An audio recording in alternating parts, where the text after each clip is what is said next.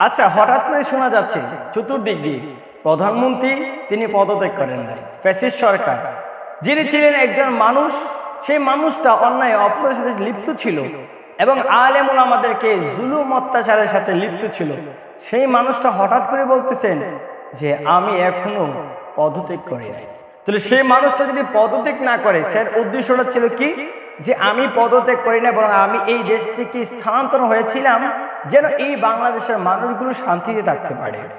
অথচ আমরা সোশ্যাল মিডিয়ার মাধ্যমে জানতে পেরেছি তার এই দেশ থেকে পলাতন করার আগে ৪৫ মিনিটের ভিতরে অন্যতম একটা সময় তার ছিল, এই সকল বাহিনীদেরকে লক্ষ্য করে বলা হয়েছিলেন যে যেভাবে হোক না কেন এই বাংলাদেশের মধ্যে আমি থাকতে চাই, মানুষদেরকে শেষ করে হলো আমি থাকতে চাই। তাহলে এই নিউজগুলো কি আমাদের সমাজে ভুলাচ্ছিল? তো সেই মানুষটা না দেশের মানুষের জন্য, স্বার্থের জন্য সেই মানুষটা হেলিকপ্টারের মাধ্যমে ইন্ডিয়ার মধ্যে স্থানান্তর হয়েছে।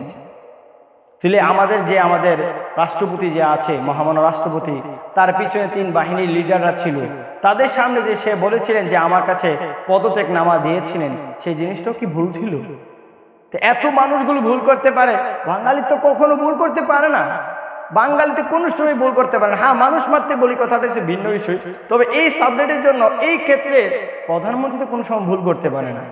আবার আমরা লক্ষ্য করলে দেখতে পারি আপার কাছে ফোনও দেওয়া হয়, আপাও বলে যে আমি বাংলাদেশের আশেপাশে আছি, যে কোনো সময় আমি টস করে ঢুকে যাব।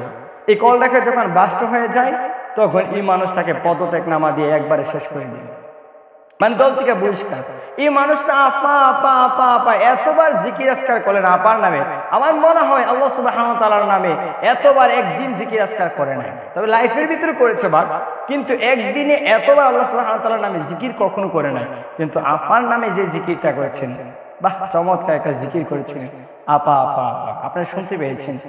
কিন্তু আবার তাকে কি একটা সুন্দর একটা ফল দিলেন, তাকে দল থেকে বহিষ্কার করে দেওয়া হলো। তাহলে এখানে বুঝেন, নিজের স্বার্থকে বাঁচানোর জন্য সব কিছু করতে চায়, কিন্তু আপনারা তাকে অনুকরণ করেন। ইনশাআল্লাহ এই দেশের মধ্যে কোনো না কোনো এক সময় এই আপা আসলে, এই আপাকে যেভাবে হোক আর না হলে ইনশাআল্লাহ কোরআন সুন্নাহর নীতিমালা অনুযায়ী প্রত্যেকটা মাজলুম ব্যক্তির শাস্তি দেওয়া হবে ইনশাআল্লাহ। আমরা সেই প্রত্যাশা কামনা করছি আল্লাহ সুবহানাহু ওয়া তাআলার কাছে। আল্লাহ আমাদের সেই আশাটা কবুল করেন, আমিন।